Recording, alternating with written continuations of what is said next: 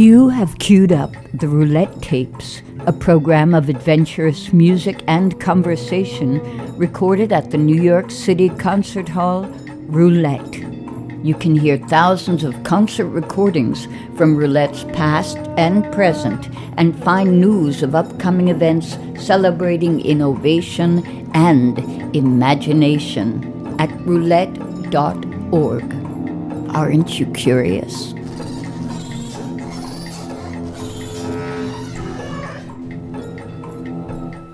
Welcome to the Roulette Tapes podcast. I'm Susan James. For this episode, we feature electronic music composer, improviser, and performance artist Crystal Penalosa, whose work often highlights issues of safety, vulnerability, and finding her voice as a transgender woman. We open the conversation with her interest in electronic sounds, and we'll start with an excerpt of her work in a trio concert with Jim Denley on sax and Joe Hertenstein on percussion, recorded in 2018 at Outpost Artist Resources. Here's Crystal.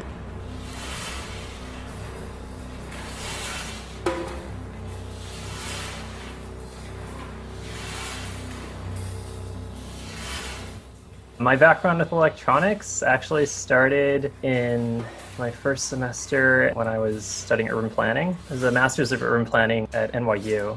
I just had a week off to myself and I was like, oh, I should probably pick up an Arduino. It's like one of these little microcontrollers you can plug stuff into, and there was a workshop that you could take, and it was to make your own drum machine. And I didn't even know what that was or what a drum machine could do at that point in my creative process, but it just sounded like an interesting thing to do, and that knowing that technology with urban spaces was becoming a more of a common thing.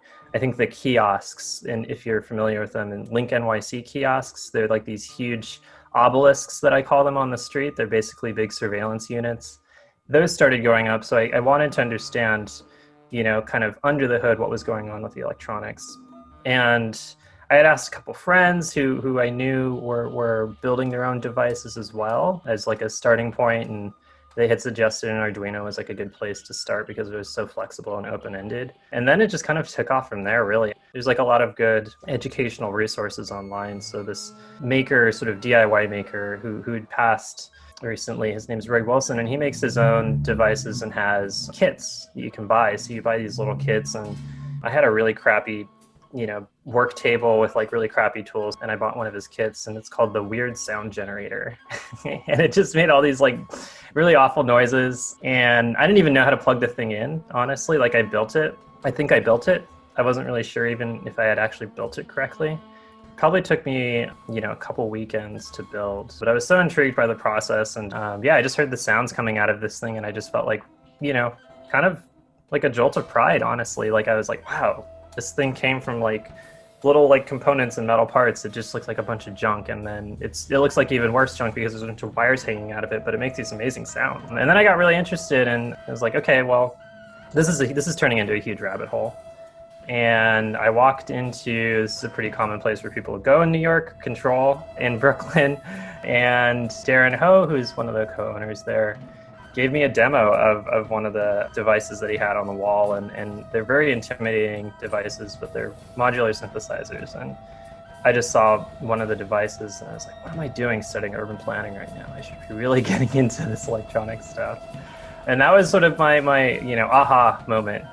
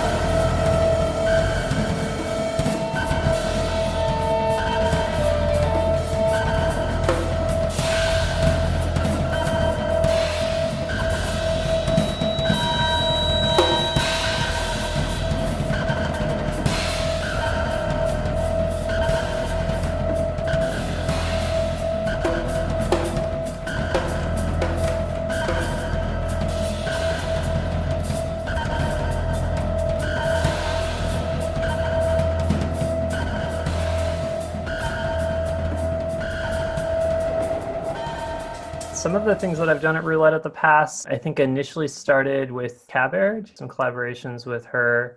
Let me start with the one that I totally remember, which was the most recent one, is these piano sort of vivification exercises. And I think in that collaboration, we were really interested in how the electronics were sort of sitting in the mix, I think, with like the piano and having this acoustic instrument and having this electronic instrument that requires to be amplified, and obviously we're amplifying the piano as well. But, I think from my perspective on that piece that I did with Ka Baird, we were really sensitive to where both things were in the mix. And I think this happens sometimes with, electronics maybe more so, but potentially other instruments as well. It's hard to get the mix right, I think, in terms of, just balancing them. And I think even frequencies as well. There are some really dominant frequencies that electronics can sort of hold a lot of space in, and it could be very powerful, but it could also be really overwhelming too, I think. And that's sort of, when going back to like getting the mix right, it's like, what does that mean? It was really just like having, the two instruments sort of like be in this conversation with each other that in just pure mixing levels and frequency content. There were some moments where I was playing and, in rehearsal, and she was sort of doing her amazing work on the piano, where it was hard to tell actually what was the piano and what was the electronics, and I had to kind of tweak some things very slowly.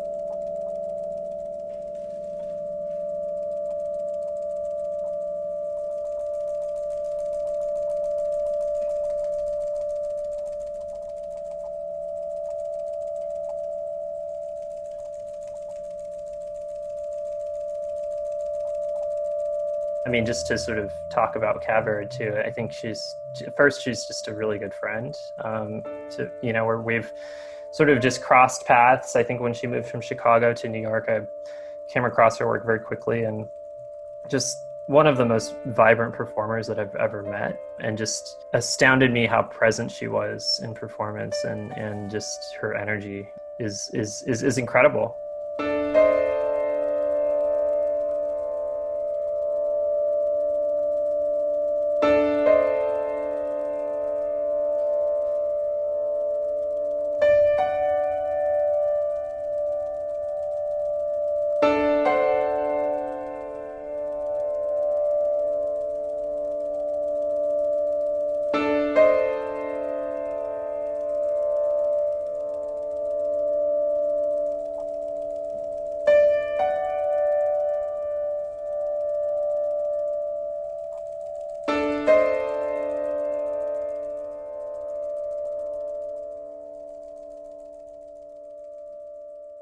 There was another performance that I did, which was a solo performance, which was for the Mixology Festival that David Weinstein had asked me to play in 2019. 2019 was a pretty tremendous year for me, both like as an artist, but also very personally as well. I was going through a lot of personal transformations, and there is a lot of vulnerability and uncomfortability that I'm sort of exploring in my work, and exploring through just performance, and really at the core of it, it's just kind of me getting into my body and really just like understanding how I'm feeling in that sort of present moment with, having a body in a public space and performing. Sometimes it's poetry, sometimes it's poetry with electronics. I'd say with that particular piece that I performed, I sort of think of it as sort of this extended narrative of me kind of grappling with various aspects of coming forward with about who I am about myself and being transgender. Being a woman with a deep voice, you're living with very like uncomfortable physical aspects about myself, but still sort of coming forward with that and having all that vulnerability in a public setting and in a performance environment. Again, just going back to like the kind of space that Roulette provides, I think being able to do that piece, is really difficult, I think, in a lot of different spaces, but I felt comfortable enough to do it in that space. The piece itself is really just like a lot of personal journaling, personal diary that sort of ends up in performance. So there are moments where, I would just totally cut the music and just start talking to the audience and talking about some of those vulnerabilities. And that's a pretty scary thing for me to do. So you've got a couple of things in your mind. The larynx is in a high position, and you're trying to imagine that you can feel the sound in your cheekbones, your eyeballs, and your forehead. Same pitch, the sound is as in Nancy.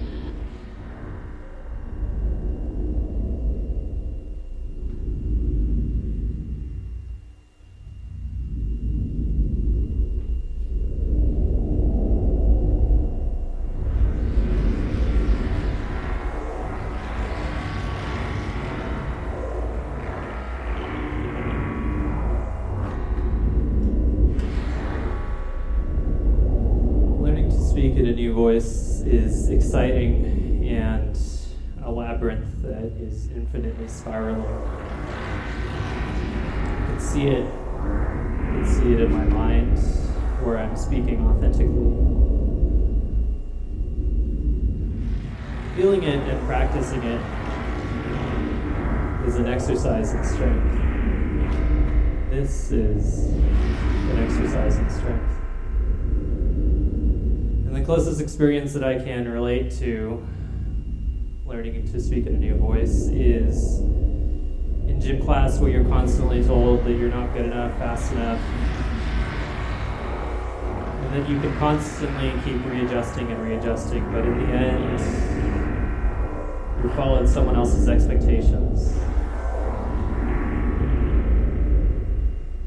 The hardest part is breaking habits that you've taken on from other people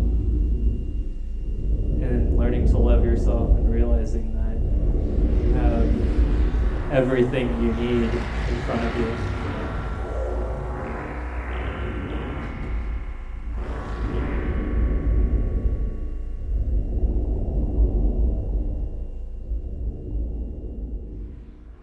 So with the video that's on the Roulette page, it's, again, this sort of ongoing concept I have in my mind of just having vulnerability and growth. And there's actually a folder on my desktop that says the Institute of Vulnerability and Growth. And this is like a fake institute, really. But ideally, this is where, I sort of, if I had physical space in New York, this would be the place where people would go to, heal their bodies. So this is my huge idea of what this concept of vulnerability and growth means, and sort of to exist in this very, challenging world, honestly. And and sad. There's a lot of sadness happening right now.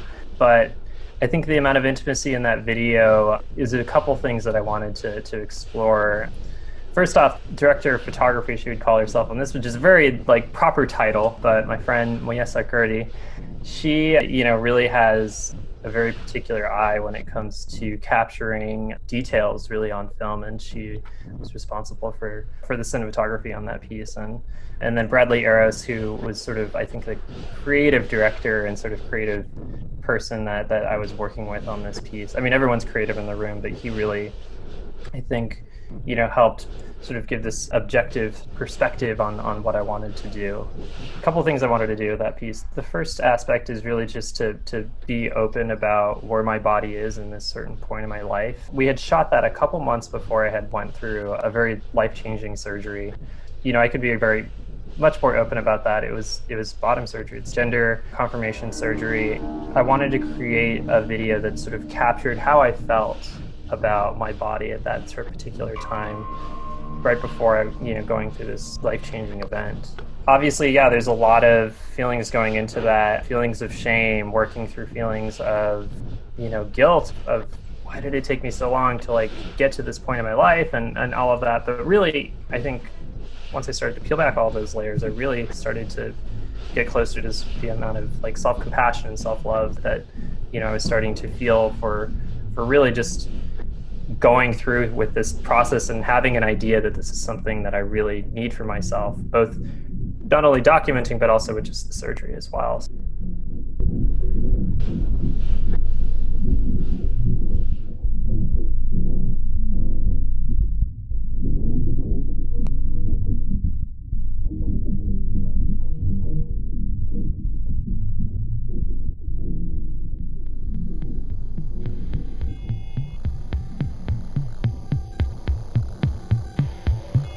With that first scene, with me laying on the ground and breathing, that could have been, I feel like, the whole video right there, but there were obviously a lot more things I wanted to say. And just, I think that process of showing that on film, being, really in my body and just so present.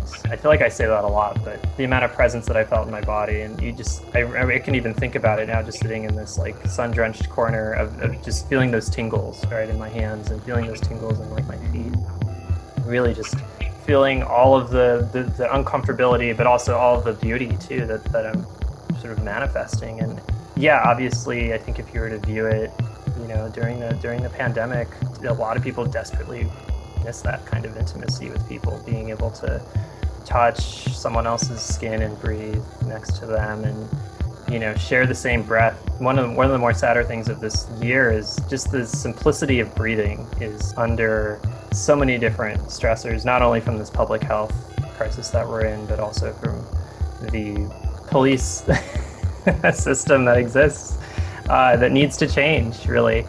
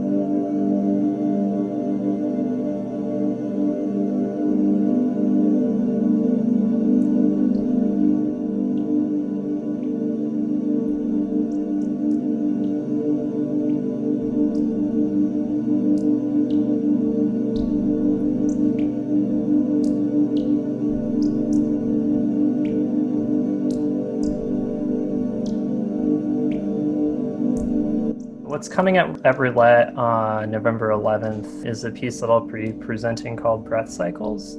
I'll say that introducing, an idea of wanting to facilitate a breathwork session with my music, sort of just happened on a whim initially, and then it became much more intentional. But the first time I tried to do something like this was at a DIY venue, and it was a party that I helped throw with a couple other people in response to a really awful New York Times headline that said, Trump is trying to write transgender people out of existence. First off, as a journalistic, place of integrity, how do you even publish that headline, right? Because there's no way actually that you can write people out of existence. You could attempt to, but you won't succeed. And, just with the stroke of a pen, people still exist, right, after these things. So there can be attempts, but they will fail. And I think that was the whole point of the event. Anyway, I had a group of people coming together for this event, and I was like, this is a great time to collectively breathe with each other, and I wanted to facilitate that. And again, this kind of just works with a lot of the self-care and self-compassion that I try to bring into my work. Breathwork is something that I have done just on my own. Again, with breathing being, such a difficult, I don't even know how to describe it. I mean, we've talked about this, but the amount of pressure of being able to breathe on an individual level and just also on a collective level too is under assault. So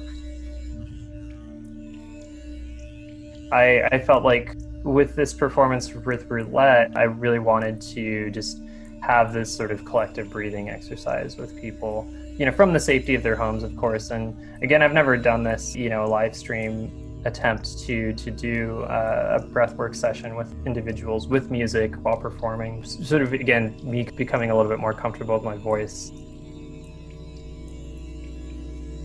If there's something that, is uncomfortable, or even if it's just an idea of just wanting to be touched or wanting to have that intimacy, those are the kinds of things that I want to explore with people through this performance. So we can breathe and we can be intentional about how we breathe into those thoughts. And on the technical side of things, it's just going to be a big table of electronics. One device, though, that I want to highlight is it's basically it's like a wooden box that has contact mics on it. And as you touch it, it kind of works like an organ where it opens up different sounds at different pitches. And there's a sort of breathing patch. The way you can wire it up, it could kind of almost sound like breathing.